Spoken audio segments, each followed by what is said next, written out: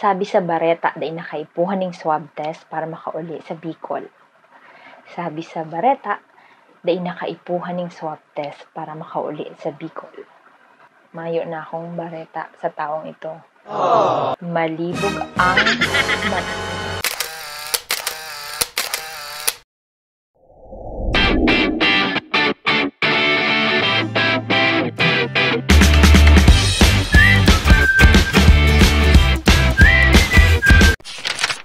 Marahay na aga, marahay na udto, marahay na banggi sa Indugo Boss. And welcome sa part 16 ng ating i-translate mo, Bicol Tagalog Translation. Ngayon naman, mag-share ako ng ilang mga Bicol words na may kakaibang meaning sa Tagalog. Ito yung mga words na magkapareho ng spelling pero magkaiba ng meaning. If you want to learn more, please like and follow my Facebook page and don't forget to subscribe to my YouTube channel. Heto na ang mga Bicol words na may kakaibang meaning sa Tagalog. Tara, puunan ta na. Number 1. Bakal. Bakal. Yung bakal, ang ibig sabihin sa Bicol ay bili, bili. Pero kung sa Tagalog, kung babasahin mo ang word na ito, sabihin mo siyang bakal, bakal. Pero sa Bicol, bakal, bakal. Halimbawa, pabakal pong lana, pabakal pong lana. Pabili nga pong mantika, pabili nga pong mantika. Anong tikbakal mo sa banwaan? Anong tikbakal mo sa banwaan? Anong binili mo sa bayan? Anong binili mo sa bayan? Bakal daw kita kaing milk tea? Bakal daw kita kaing milk tea? Bili nga tayong milk tea? Bili nga tayong milk tea? Bakal. Bakal. Next, number 2. Sira. Sira. So, kung sa Tagalog, ibig sabihin ng sira is hindi maayos or parang broken. Pero sa Bicol, ibig sabihin ng sira ay isda. Isda. Sira. Halimbawa, gurano ang kilo kang sira. Gurano ang kilo kang sira. Magkano ang kilo ng isda? Magkano ang kilo ng isda? Sira. Sira. Next, bareta. Bareta. Sa Tagalog naman, babasahin mo ito ng bareta. Bareta. Ibig sabihin yung sabon, bareta ng sabon. Pero sa Bicol, yung pagbigkas ay bareta, bareta. Ibig sabihin balita, balita. Halimbawa, sabi sa Bareta na inakaipuhan ng swab test para makauli sa Bicol. Sabi sa Bareta na inakaipuhan ng swab test para makauli sa Bicol. Sabi sa balita, or ayon sa balita, hindi na kailangan ng swab test para makauwi ng Bicol. Sabi sa balita, hindi na kailangan ng swab test para makauwi sa Bicol. Buksan mo ang TV, tamadalan akong bareta. Buksan mo ang TV, tamadalan akong bareta. Buksan mo ang TV kasi manonood ako ng balita. Buksan mo ang TV kasi manonood ako ng balita. Mayo na akong bareta sa taong ito. Mayo na akong bareta sa taong ito. Wala na akong balita sa taong yon. Wala na akong balita sa taong yon. Next, malibog. Malibog.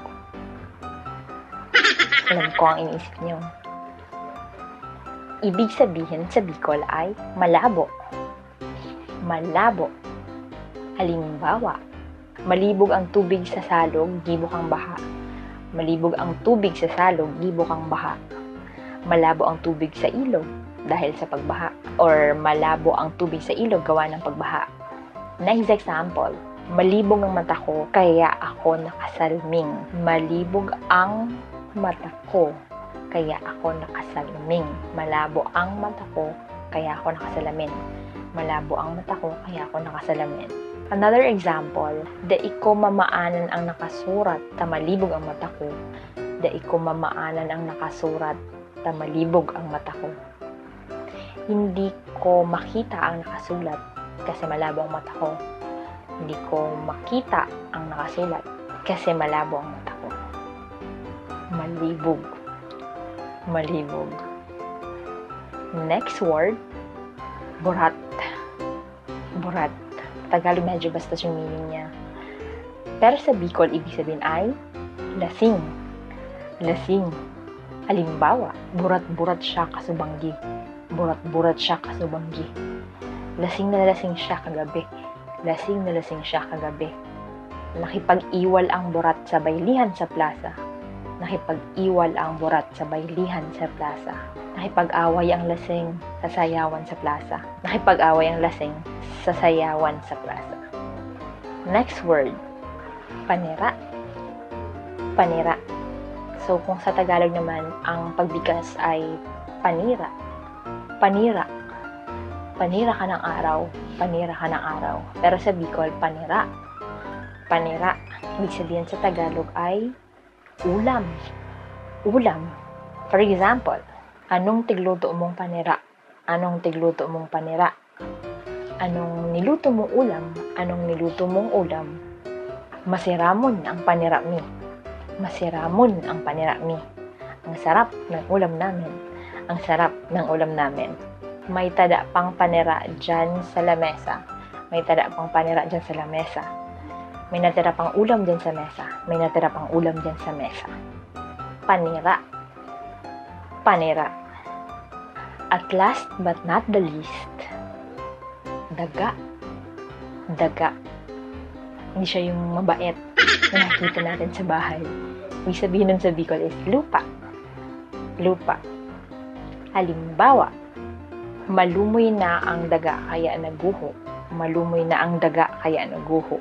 Malambot na ang lupa kaya gumuho. Malambot na ang lupa kaya gumuho.